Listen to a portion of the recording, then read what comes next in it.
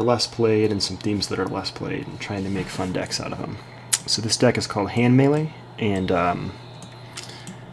it's going to consist of, learning how to zoom here, Ackbar with a pair of Padawans. Ackbar is 14 points for the elite version, so you can still get 4 character dice with all of this.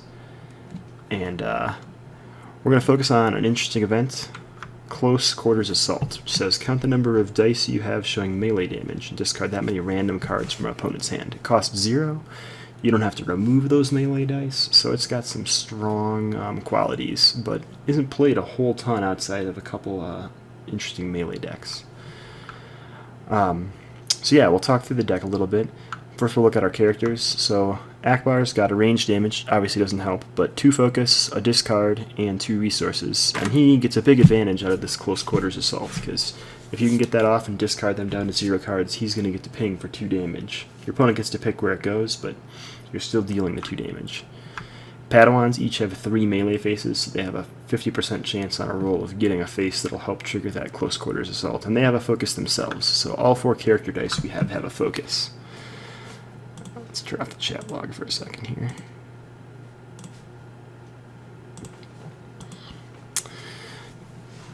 So now we can start looking at the rest of the cards in the deck. So this bottom row down here is our upgrades, and we'll start with some pretty simple upgrades. You can see we've got 2 lightsabers and 2 raised staff and 1 Luke's lightsaber. Those all have melee faces and they all pair well with this Padawan's ability. You could play any of these first turn, raise staff for 1, still leaving you resources, and they can all provide these melee faces we need for Close Quarters Assault.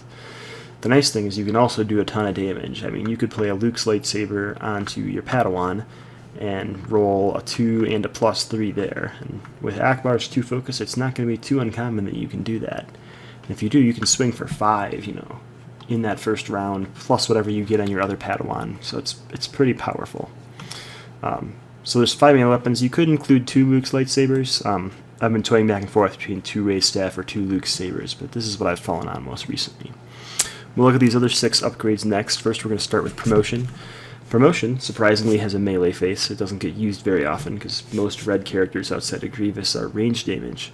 It also has a focus, which we like for our deck to help set up our combo. And it can only be played in Ackbar, but when you play it, you can draw a card. So if you don't get a Close Quarters Assault or something that you need in that first round, you can play this for 1, draw a card, and you got another chance to get the card you're looking for. We can also look at Force Training, so you need to spot a blue character to play it. So you can play this on Admiral Ackbar. But in general, Force Training is just an all-around great card. It's got range damage on it, but it's also got a +2 melee, which can really help amp up your Padawan smack. Again, it's got a focus and a resource, and then this special is pretty useful for either giving yourself shields, resources, or damage on your opponent, whatever you really need at the time. The key here is that it has a melee face that's often overlooked. And finally, this is one of my favorite upgrades in the deck that barely ever gets played, and it's Survival Gear. So it's got a 2 cost and just flavor text as its ability, but it has no blank sides for only 2 cost. I think the reason it doesn't get played a ton is there aren't any red heroes right now that would make use of this melee damage. So it doesn't really combo well except in a deck that crosses boundaries like this. So this card really feels like it was made for a Padawan to me. It's got a melee damage, which the Padawans seem to love. It's got focus to match them and resources to match them. And 2 shields. Your Padawans only have 7 health, so getting 2 shields on them is actually a pretty significant increase in their health. So once I get a lightsaber or weapon on my Padawan, I have no problems just playing a Survival Gear, because almost every face on there can be useful to you during the game. So the last 2 upgrades we have are Scout, and that's kind of for our alternative win condition. A lot of times we end up winning just by killing things with our Padawans, killing things dead. But if you ever get into a bind where you're not going to win by milling, or you're not going to win by killing, but you could win by milling and survive out, Scout's a great card for that. It costs 1, and you can look at an opponent's hand and discard the cheapest card. A lot of times if they have a bunch of cheap cards and you're trying to get an expensive one, you can Close Quarters Assault and hope you hit that cheap card, and then you can go for the expensive one. But just general discard.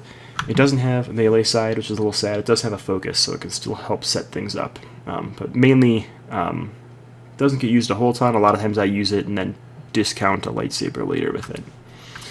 So next, let's look at our events. So first, we already talked about Close Quarters Assault. We've got all of these upgrades and these characters with melee faces to help trigger that.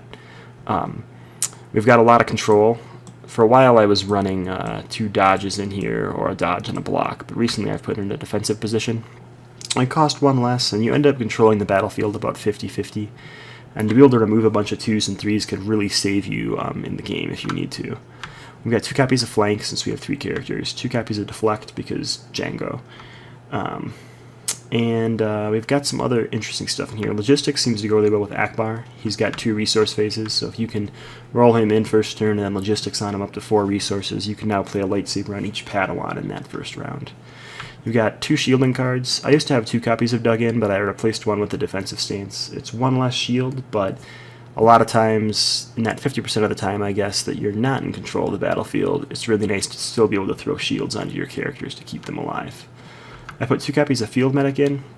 I know people seem to prefer Dug In defensive stance over Field Medic, but I'm perfectly okay taking a resource to postpone activating against Django just to heal my characters up or something like that. One of the last events we'll talk about here is All In. All In is really powerful in this deck. Like I said, we have a ton of focus. I mean, all of our characters have focus. Promotion has focus. Survival Gear has focus. Force Training has focus. Scout has focus. And whenever you have a ton of focus, All In becomes a really powerful card. I mean, if you imagine you had 6 or 7 dice out there and you play All In and you use Scout's focus to set Ackbar to a 2 focus, and now Ackbar can set your Padawan to a +2, or to a 2, and Luke's lightsaber to a +3. And you might have focus on the other Ackbar dice and be able to set up more things, or get resources to pay for your 3-for-1s on your lightsabers.